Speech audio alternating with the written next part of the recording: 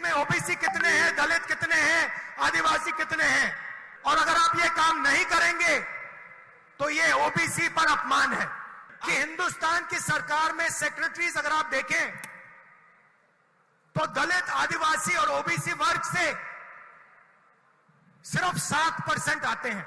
मतलब हिंदुस्तान की सरकार को, हिंदुस्तान की सरकार की रीढ़ की हड्डी जो है secretaries of government of India, उसमें से सिर्फ 7% दलित, आदिवासी और ओबीसी वर्ग से आते हैं। हिंदुस्तान में ओबीसी कितने हैं, आदिवासी कितने हैं, दलित कितने हैं? मोदी सरनेम मामले के बाद राहुल गांधी पर बीजेपी अक्सर ये आरोप लगाती रही कि राहुल गांधी ने ओबीसी जाति का अपमान किया है, लेकिन कर्नाटक में बीजेपी का ये दांव उल्टा पड़ गया है। राहुल गांधी ने बीजेपी सरकार पर फिर से सवाल किया है और चुनौती दे डाली है। प्रधानमंत्री नरेंद्र मोदी को 2011 की जाति आधारित जनगणना के आंकड़े सार्वजनिक करने की चुनौती राहुल गांधी ने दी है और आरक्षण पर से 50% की सीमा हटाने की मांग भी की है। 16 अप्रैल को राहुल गांधी ने कर्नाटक में दावा किया कि केंद्र सरकार ने केवल 7% सचिव अन्य पिछड़ी जाति यानी कि ओबीसी, दलित और आदिवासी समुदाय के हैं। उन्होंने कहा कि अगर सभी को देश के विकास का हिस्सा बनाना है तो प्रत्येक समुदाय की आबादी का पता लगाना जरूरी है। तो पहले राहुल गांधी ने मोदी सरकार पर कर्नाटक में फिर से क्या कुछ बोलकर हमला किया, ओबीसी को किस तरह से अपने दांव में खेला है, वो पहले आप बयान सुन लीजिए। उसके बाद आपको बताएंगे कि कर्नाटक में जातीय समीकरण क्या कहता है और बीजेपी पर ओबीसी का दांव उल्टा कैसे पड़ गया। सबसे बड़ा सवाल क्या है? अगर हम ओबीसी की बात करते हैं, दलितों की बात करते हैं, हिंदुस्तान के लोगों की बात करते हैं, तो सबसे बड़ा सवाल क्या है? सबसे बड़ा सवाल यह है कि किसकी कितनी आबादी है।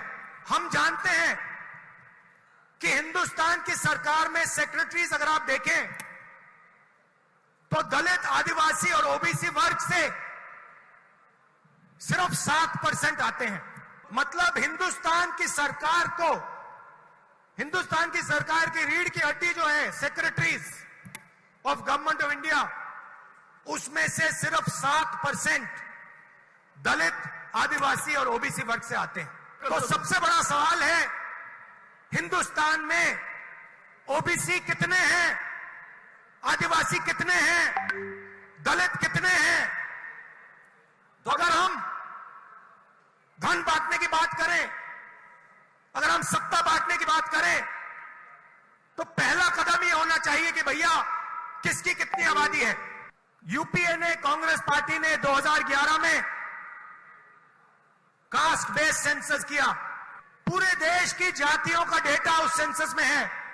मोदी जी, आप ओबीसी की बात करते हैं, उस डेटा को आप पब्लिक कर दीजिए, पता लग जाए देश में कितने ओबीसी हैं, कितने दलित हैं, कितने आदिवासी हैं।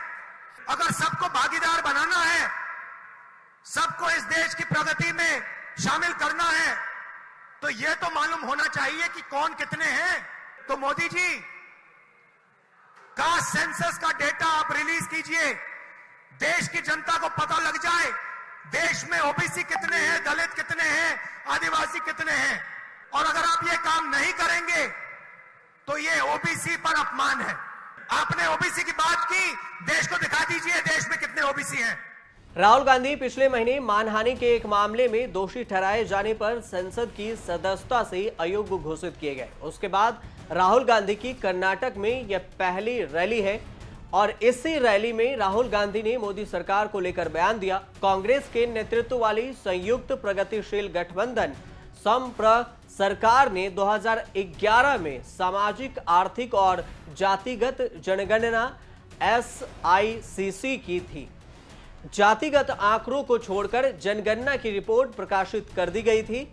सुप्रीम कोर्ट के आदेशानुसार आरक्षण की सीमा 50% से अधिक नहीं होनी चाहिए। न्यायालय के मुताबिक विभिन्न समुदायों के लिए सरकारी नौकरियों और शिक्षण संस्थानों में आरक्षण की सीमा पार नहीं होनी चाहिए। हालांकि कुछ राज्यों में इस सीमा से ज्यादा आरक्षण प्रदान किया गया है, उसमें से एक कर्नाटक भी है। राहुल गांधी ने सीधे तौर पर बीजेपी पर हमला बोलते हुए कहा कि यह बीजेपी है जो ओबीसी का अपमान कर रही है, जाति जनगणना के डेटा को छुपा रही है। अब मोदी सरकार को जाति जनगणना का डेटा सार्वजनिक करनी चाहिए, इससे यह पता चले कि आखिर किस राज्य में किस जाति के लोग ज्यादा हैं। राहुल गांधी को गुजरात के सूरत कोर्ट ने मोदी सरनेम मामले में 2 साल की सजा सुनाई, जिसमें राहुल गांधी ने कहा था कि मोदी जितने भी नाम है उसमें चोर है। सजा सुनाए जाने के बाद उन्हें अपना सांसद का दर्जा भी खोना पड़ा। उन्होंने यह टिप्पणी 2019 के लोकसभा चुनाव के दौरान कोलार में की थी और अब कोलार में ही राहुल गांधी ने ओबीसी की जाति जनगणना को लेकर यह बयान दिया है। लेकिन अब सवाल यह भी है कि जिस ओबीसी के जरिए बीजेपी कांग्रेस के साथ खेल रही थी, उसी ओबीसी के जरिए राहुल गांधी ने बीजेपी के खिलाफ एक बड़ा दांव खेल दिया है, जिसका जवाब शायद बीजेपी के पास भी ना हो और ना ही बीजेपी इसे देना चाहेगी। इससे उसे हानि भी हो सकती है। कर्नाटक में ओबीसी फैक्टर कर्नाटक के चुनाव में ओबीसी समुदाय की जीत हार तय करता है। इसी पर ओबीसी समुदाय पर ही कर्नाटक में जीत हार तय होता है।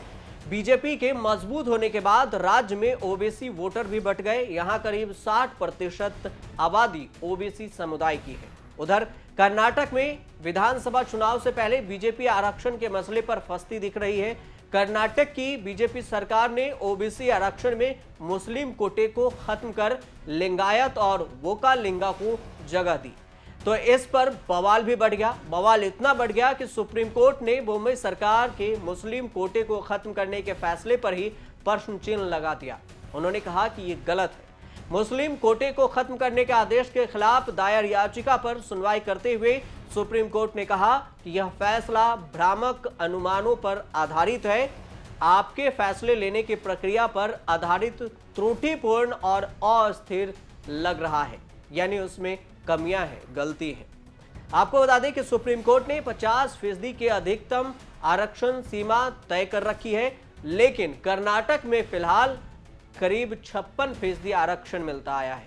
मुंबई सरकार के SC/ST समुदाय के आरक्षण के दायरे को बढ़ाने के बाद आरक्षण का मुद्दा पहले से ही कर्नाटक उच्च न्यायालय में विचाराधीन था, यानी उच्च न्यायालय में था, अब सुप्रीम कोर्ट भी पहुंच गया। पहले कर्नाटक में 50% आरक्षण था। अनुसूचित जातियों के लिए 15%, SC/ST के लिए 3% और अन्य पिछड़ों के लिए 32%। ओबीसी के लिए यह 32% आरक्षण कई कैटेगरी में बटा हुआ है। पिछड़े वर्ग को 1 श्रेणी में 4% और अन्य पिछड़े वर्ग को A2 श्रेणी में 15%। मुसलमानों को भी इस कैटेगरी में बांटा गया, जिसमें मुसलमानों को B2 के तहत 4% आरक्षण मिलता आया है। 2024 के लोकसभा इलेक्शन से पहले होने वाले इस सबसे बड़े अहम राज्य में चुनाव को लेकर सियासी गर्मी है। सियासत में गर्माहट फैली हुई है। राज्य के सभी राजनीतिक दलों ने पूरी ताकत झोंक रखी है। सभी पार्टी के नेता ने अपने दावे और बयान भी दे रहे हैं कि कर्नाटक में उनकी सरकार बनेगी। इस बीच बीजेपी के कई ऐसे नेता हैं जो कांग्रेस में अब शामिल हो रहे हैं, जिसमें जगदीश शेट्टार भी हैं।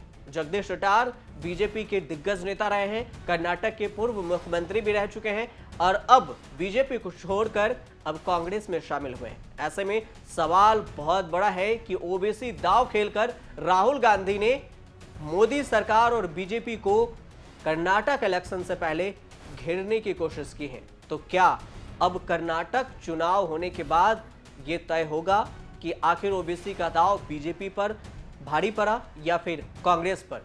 यह जीत के बाद ही तय हो पाएगा कर्नाटक में कौन और किसकी सरकार बनती है। आप देखते रहिए न्यूज़ तक।